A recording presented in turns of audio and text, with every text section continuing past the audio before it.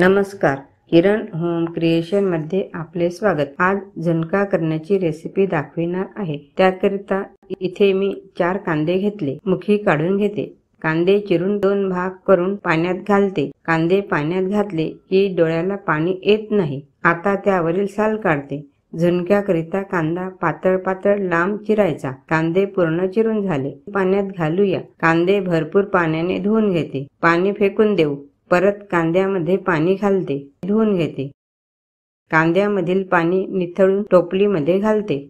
कढईमध्ये वाटीभर तेल घालते। इतर भाज्यांच्या तुलनेत झुणक्याकरिता तेल थोडं जास्ती लागतं। तेल तापलं, अर्धा चमचा मोहरी, अर्धा चमचा जिरे, 2 मिरची, अर्धा इंच आलं, 5-6 पाकळ्या लसूण, अर्धा चमचा जिरे यांची पेस्ट केली ती घालते। उपसलेले कांदे घालते। कांद्यामधील पाणी पूर्ण निथळू द्यायचं। नंतरच कांदे तेलामध्ये घालायचे, परतवून घेते। कांद्याचे पातळ पातळ काप केले की लवकर कांदे शिजतात। उन्हाळ्यात कांद्याचा झुणका चवीला फारच छान लागतो, किंवा भाजी नसली तेव्हा पण कांद्याचा झुणका करता येतो। डब्यामध्ये देण्याकरिता कांद्याचा झुणका झटपट होतो।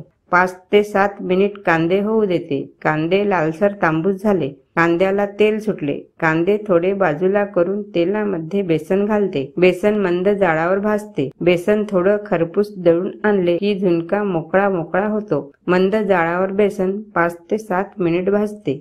बेसन खमंग भाजले, वास छान येतो। बेसन भाजून झाले, यात 1.5 चमचा तिखट, मीठ चवीनुसार, हळद पाव चमचा मिक्स करते। झुणक्यामध्ये कांदे भरपूर घालावे। यात 2 चमचे दही घालते। दह्याचे गडे फोडून घेते, किंवा अगोदर दही फेटून घेऊ शकता। यात टमाटरही घालू शकता। टमाटरनी झुणक्याचा रंग लालसर दिसतो, दह्याने झुणक्याचा रंग पिवळसर दिसतो। मिक्स करते। आपल्याला जसं हवं तसं करावे। झुणका लालसर हवा असेल तर टमाटर घालावे। झुणका पिवळसर हवा असेल तर दही घालावे। यात अर्धी वाटी उकळतं पाणी घालते, किंवा गरजेनुसार घालावे। पाणी जास्ती घालू नये, झुणका मोकळा होणार नाही।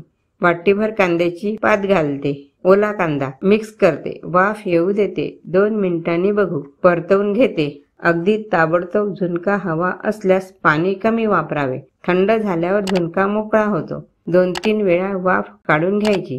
झुणक्याला तेल सुटत आहे, कोथिंबीर घालते। थंड झाल्यावर झुणका मोकळा होतो, परतवून घेते। झुणका तयार झाला। कांद्याचा झुणका भाकरी सोबत छान लागतो। परत 5 मिनिटांनी बघू, झुणका मोकळा मोकळा तयार झाला।